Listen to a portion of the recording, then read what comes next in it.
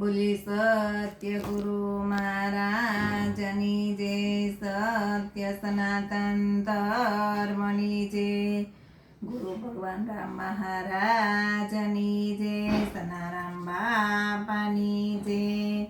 પ્રથમ નમો ગુરુદેવને,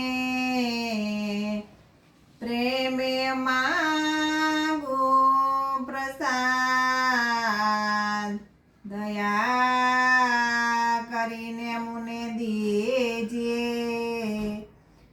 હરિરસય અમૃત સ્વાદ, અખંડ શિરોમણી, જ્ઞાનના સોદાતાર, ગુણાતીત ગુણયાપસો, સોય સતગુરુ પ્રણામ.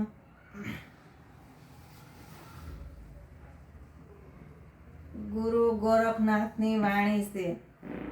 બંચામાલણી રે ગોરખ જાગતા નરસે, હે જાગતા નરસે તને મળે નિરંજન દેવ. બંચા માલણી રે ગોરખ જાગતા નરસે. આ ગુરુ ગોરખનાથની વાણી છે. હું કહે છે કે મંચા માલણી રે ગોરખ જાગતા નરસેવ, જાગતા નરસેવ તને મળે નિરંજન દેવ. એટલે જાગતા નર હોય એને સેવવાના છે કે સંતો તમે કોક જાગતા પુરુષનું સાનિધ્ય લઈ એને સેવો. તમારી ભીતર પણ શબ્દ સ્વરૂપ જ્યોત છે, એને જાણો એમ કે છે. બાકી તો પથ્થર મૂર્તિને રાત દિવસ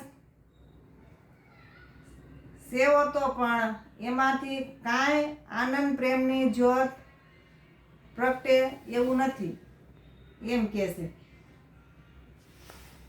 અથવા કોઈ મોહ માયા મસ્ત હોય એવા ઢોંગીને પણ સેવાથી શું મળે? આપણે પણ જો એવા ઢોંગીલા હોય ને એને સેવવા જાય ને તો પણ આપણે એના જેવા થઈ જાય. એટલે એવા ઢોંગીલા હોય એને નથી સેવવાના.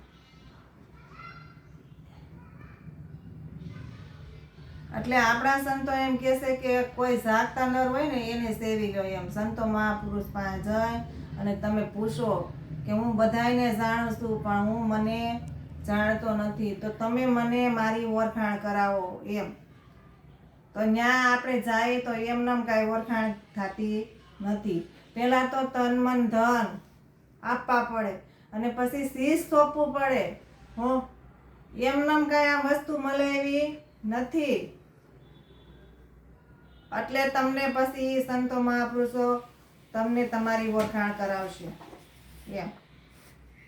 અને ઇતિહાસ પણ સાક્ષી છે. અત્યાર સુધી જો કોઈ પણ મનુષ્યને કાંઈ પણ ભક્તિનું જ્ઞાન પ્રગટ થયું હોય તો આ સદગુરુ થકી થયું છે, બીજા કોઈ થકી થયું નથી એમ. કોઈ એમ કેમ કે મેં પ્રગટ કર્યું પણ તારાથી કાંઈ થતું નથી. તું પહેલા તારા ગુરુ આગળ જો, પછી તને એને ઓળખાણ કરાવી તારી, અને તું એના વસન ઉપર અને એના સીલ 5 સીલ આપ્યા ને એના ઉપર ઊભો રહ્યો ને અને વસન ઉપર ઊભો રહ્યો ને તો તારે એ પ્રગટ થયું છે જ્ઞાન. એમનેમ પ્રગટ થયું નથી. એટલે ગુરુ થકી આ બધું હાલી રહ્યું છે.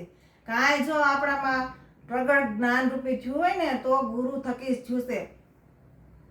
ભય કોઈનામાં હોય ને કે હું કરું પણ તું કાંઈ કરતો નથી. જે હાલી રહ્યું એ ગુરુ થકી બધું હાલી રહ્યું છે. એટલે કે છે કે જાગતા નર સેવ એમ. ગોરખનાથ એમ કે છે તને મળે નિરંજન દેવ. હંસા માનણી રે જાગતા નર છે. બોલીએ સત્ય ગુરુ મહારાજની જય, સત્ય સનાતન ધર્મની જય. ગુરુ ભગવાન રામ મહારાજની જય.